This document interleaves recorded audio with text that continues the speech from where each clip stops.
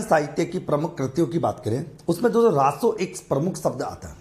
सबसे पहले तो राजस्थानी साहित्य के अंदर रासो का मतलब क्या होता है ये जानना आपके लिए जरूरी है। जिस काव्य ग्रंथ में दोस्तों किसी राजा की कीर्ति के बारे में, उसके विजय के बारे में, उसकी युद्ध वीरता आदि का उल्लेख जब जिस ग्रंथ में होता है उसको रासो कहते हैं।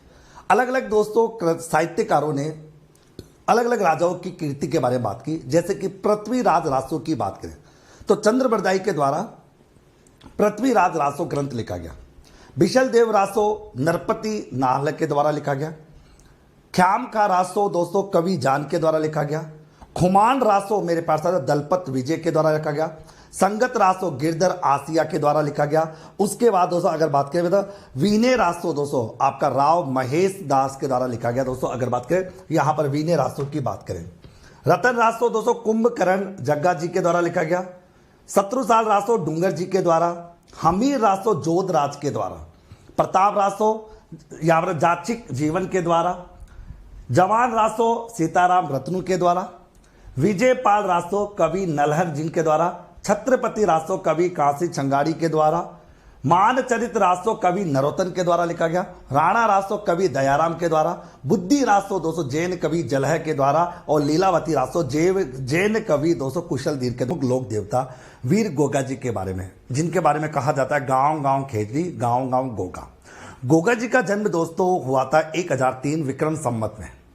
गोगा जी का जन्म दोस्तों चूरू के अंदर एक गांव है ददरेवा में हुआ था। ददरेवा चूरू में इनका जन्म होता है। इनके पिता का नाम है दोस्तों जेवर सिंह चौहान।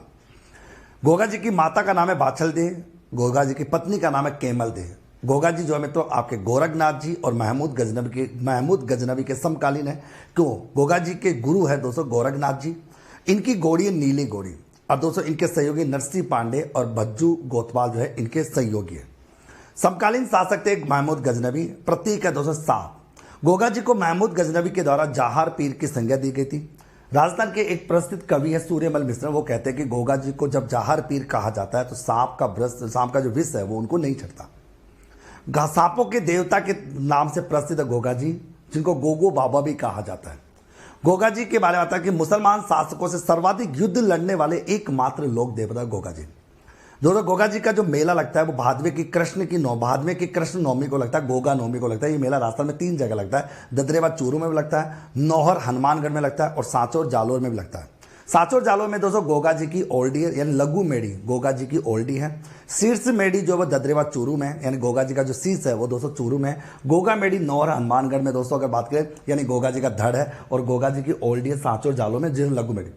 गोगा राखड़ी के बारे में एक इंपॉर्टेंट बात आती है कि किसान हल जोतते समय दोस्तों हल और हली होती है उसे 9 गांठ में एक राखी बांधते हैं, उसे गोगा राखड़ी कहा जाता है। तो दोस्तों ये थी आपकी वीर लोक देवता गोगा जी के संबंध में करेंगे।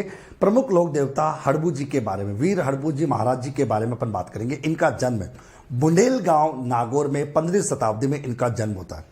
पिता है दोस्तों मेहाजी सांकला। वीर हड़बू जी के पिता का नाम है मेहाजी सांकला। रामदेव जी के मौसेरे भाई है दोस्तों हड़बू जी। गुरु है दोस्तों बालीनाथ जी। इनका वाहन है सियार। वाहन क्या है दोस्तों? सियार। समकालीन हड़बू जी है वो समकालीन राव जोधा के समकालीन है। इनका मंदिर है बेंगटी गांव जोधपुर में। लकड़ी की बैलगाड़ी के रूप में इनकी पूजा होती है। इनको शकुन शास्त्र का ज्ञाता वचन सिद्ध दोस्तों पुरुष कहा जाता है। और रामदेव जी की प्रेरणा से दोस्तों वीर हड़बू जी ने अस्त्र शस्त्र त्याग दिए थे। दी गई जानकारी